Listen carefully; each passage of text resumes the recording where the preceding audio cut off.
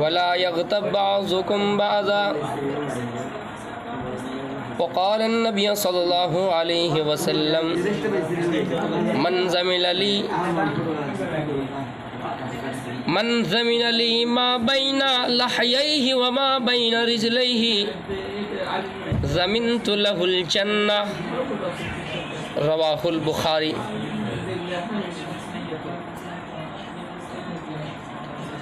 زبان کی حفاظت کرنا بہت ضروری ہے میرے بھائیوں۔ سکے کا دو پہلو ہوتا ہے،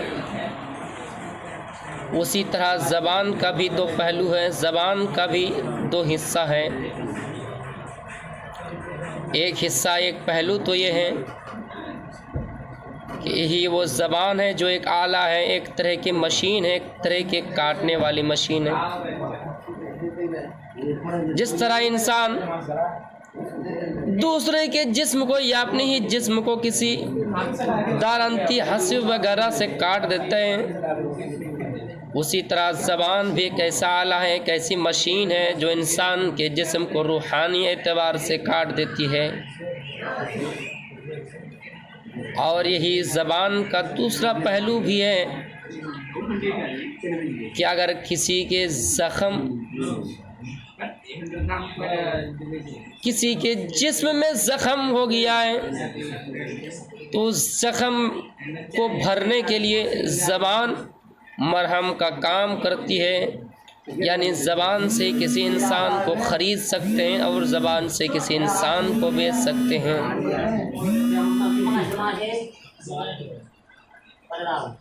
میرے بھائیوں، زبان ایک ایسا آلہ ہے جو انسان کسی کے دل و دماغ کو اپنی طرف مائل کر سکتا ہے۔ زبان ہی وہ چیز ہے جو کسی انسان کے دل میں بسا سکتا ہے۔ زبان ہی وہ چیز ہے جو انسان کو انسان سے دور کر دیتا ہے۔ زبان ہی وہ چیز ہے جو مالک اپنے غلام کو اپنے دل سے دور کر دیتا ہے۔ زبان ہی وہ چیز ہے جو غلام بھی اپنے مالک کو دل میں بسا لیتا ہے اور مالک بھی اپنے غلام کو دل میں بسا لیتا ہے۔ گویا کہ زبان کا دو پہلو ہوا، ایک زخم کو بھرنے کے لیے مرہم کا کام کرنا اور دوسرا اس انسان کے جسم کو زخم کرنے کے لیے آلہ بن جانا، مشین بن جانا۔ گویا کہ زبان کے دو پہلو، جس طرح سکے کے دو پہلو ہوتا ہے اسی طرح زبان کا بھی دو پہلو۔ اسی طرح زبان کے بھی دو پہلو ہیں، ایک پہلو سے انسان کو اگر کاٹتی ہے تو دوسرے پہلو سے انسان کے زخم کو بھی بھرتی ہے۔ میرے بھائیوں، زبان سے تکلیف انسان کو دے کر، کسی کو اذیت پہنچا کر، کسی کی دل آزاری کر کے ہم اور آپ کامیاب نہیں ہو سکتے ہیں۔ اس کی سب سے بہتر دلیل یہ اللہ کے نبی صلی اللہ علیہ وسلم نے بخاری و مسلم کے اندر فرمایا۔ بخاری و مسلم کی حدیث ہے،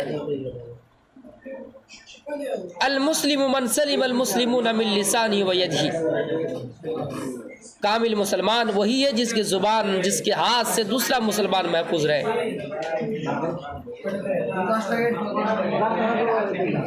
کامل مسلمان وہی ہے، مسلمان کی پہچان وہی ہے جس کے ہاتھ سے، جس کے زبان سے دوسرا مسلمان محفوظ رہے۔ میرے بھائیو، ہم اور آپ یہ غور کریں، یہ احساس کریں کہ ہمارے ہاتھ اور زبان سے مسلمان محفوظ ہے یا نہیں۔ یہاں لفظ مسلم اس بات پر دال ہے، اس بات پر دلالت کرتا ہے، یہ دلیل اس بات پر ہمیں اور آپ کو میسج دے رہی ہے، یہ سبق دے رہی ہے کہ لفظ مسلم استعمال کیا گیا، نہ کسی آقا کا ذکر کیا گیا، نہ کسی غلام کا ذکر کیا گیا، نہ باپ بیٹے کا الگ سے ذکر کیا گیا، اس میں کوئی مستثنی نہیں ہے۔ گویا ایک استاد اگر اپنے شاگرد کو تکلیف پہنچاتا ہے، ٹھیس پہنچاتا ہے، اذیت دیتا ہے، زبان سے تکلیف دیتا ہے، انہیں بھی اس زمرے میں شامل ہونا پڑے گا، اس گناہ میں شامل ہونا پڑے گا۔ ایک مالک اپنے غلام کو, اپنے نوکر کو, اپنے خادم کو اگر تکلیف دیتا ہے, زبان سے اس کو تکلیف دیتا ہے, میرے بھائیوں زخم میں مرہم کا کام نہیں کرے گی اس کی زبان, بلکہ جسم کو روحانی اعتبار سے کاٹتی ہے, زخم کر دیتی ہے میرے بھائی. اس کی زبان, اس کی بولی یہ آلہ بن جاتی ہے جسم کو روحانی اعتبار سے کاٹنے کے لیے. کسی باپ اور بیٹے کا ذکر نہیں ہے, کسی مولوی اور کسی استاد شاگرد کے بیچ کا معاملہ نہیں ہے, کسی غلام اور مالک کا معاملہ نہیں ہے میرے بھائی, معاف کیجیے گا. یہی وہ زبان ہے جس کے بارے میں اللہ کے نبی صلی اللہ علیہ وسلم نے فرمایا. بخاری شریف کی حدیث, امام بخاری نے اس حدیث کو اپنی کتاب کے اندر نقل کیا ہے, لایا ہے کہ من زمین علی, اللہ کے نبی صلی اللہ علیہ وسلم کا قول ہے, جس نے بھی ضمانت لے لی, اس بات کی گارنٹی لے لی کہ ما بین لحیہ و ما بین رجلہ, کہ دونوں جبڑوں کے درمیان والی چیز زبان کی اگر حفاظت کی ذمہ داری لے لی, میرے بھائیو اللہ کے نبی خوشخبری سناتے ہیں کہ زمین تو لہ الجنہ, میں اسے جنت کی ضمانت دیتا ہوں. ہم اور آپ زبان کو کہاں اور کہاں استعمال کر رہے ہیں؟ معاف کیجیے گا, یہ حقوق اللہ میں شامل نہیں ہے, حقوق العباد میں شامل ہے. انسان جب اس کو معاف نہ کر دیں, اللہ معاف کرتا نہیں ہے میرے بھائیو. انسان نے کسی انسان کو اذیت پہنچائی, انسان نے کسی انسان کے دل آزاری کی, اظہار رسانی کیے, ضرر پہنچائے, نقصان پہنچائے, زبان کے ذریعے سے تکلیف دیے. جس انسان کو تکلیف دیے حقوق العباد میں شامل ہے, وہ انسان اس کو معاف نہ کرے, اللہ تعالیٰ معاف کرتا نہیں ہے میرے بھائی. یہی وہ زبان ہے. اللہ کے نبی صلی اللہ علیہ وسلم فرماتے ہیں کہ میں عیدگاہ کی طرف تشریف لے گئے, عید الفطر کا موقع ہوگا, عید الاضحیٰ کا موقع ہوگا, عیدگاہ تشریف لے گئے, آپ نے عورتوں کو دیکھا اور فرمایا یا معاشر النساء, اے عورتوں کی جماعتیں, اے عورتوں کی تعداد, اے عورتوں کی جماعتیں سنو, تصدقنا, تم لوگ صدقہ کیا کرو. انی اریت کننا اکثر اہل النار, میں نے جہنم میں سب سے زیادہ تمہیں جلتے ہوئے دیکھا ہے. ان عورتوں نے اللہ کے نبی سے سوال کیا, قلنا یا رسول اللہ وبما, اے اللہ کے رسول وہ کون سی عورتیں, وہ کس قسم کی عورتیں؟ آپ نے فرمایا تکثرن اللعن, جو زبان زیادہ چلاتی ہے, جس کی زبان میں کوئی آڑ نہیں ہے دوسروں کو ہمیشہ تکلیف پہنچانے کے لیے, غیبتیں کرنا, دوسروں کی مذمت بیان کرنا, دوسروں کی برائیاں بیان کرنا, زبان سے ٹھیس پہنچانا, تکلیفیں دینا. میرے بھائیوں, جب ایک غلام سے کہا گیا کہ تم اپنے مالک کے سامنے ایسا گوشت کا ٹکڑا لے کر آؤ, آپ نے لقمان ابن حکیم کا وہ واقعہ سنا ہوگا, جب گوشت کا ٹکڑا لانے کی بات کہی گئی, جو جسم کا سب سے اچھا ٹکڑا ہوتا ہے اس کو پیش کرو. انہوں نے کلیجے کو پیش کیا, زبان کو پیش کیا, دل کو پیش کیا. جب پھر اس سے کہا گیا کہ جو انسان کے جسم کا سب سے بدتر حصہ ہوتا ہے اس کو پیش کرو, پھر بھی انہوں نے زبان, کلیجہ ہی کو پیش کیا.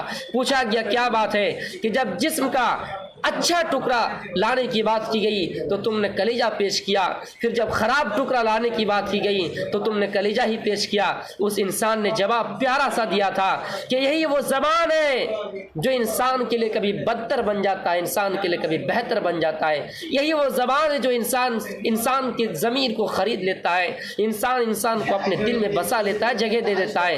لیکن یہی وہ زبان ہے جس کے چلتے انسان سے نفرت کرنے لگتا ہے, کوسوں دور بھاگ جاتا ہے. میرے بھائیوں, زبان کی حفاظت کرنا بہت ضروری ہے. اللہ کے نبی صلی اللہ علیہ وسلم گارنٹی لے رہے ہیں کہ زبان کی حفاظت کی جو ذمہ داری لیتا ہے, جو اس کی ضمانت لیتا ہے, میں اس کو جنت جانے کی ضمانت دیتا ہوں. لیکن ہم اور آپ بڑے عہدے پر قائم ہو گئے, بڑے عہدے پر فائز ہو گئے, ہم اور آپ یہی سمجھتے کہ ہم سے بڑا کوئی نہیں. معاملہ صورتحال یہ ہو گئے ہیں کہ کوئی کسی چیز کے ذمہ دار بن گئے, مدارس کے ذمہ دار بن گئے, فلاں چیز کے ذمہ دار بن گئے, کمیٹی کے ذمہ دار بن گئے. تو میرے بھائیوں, زبان دیکھی کیسے چلاتے ہیں.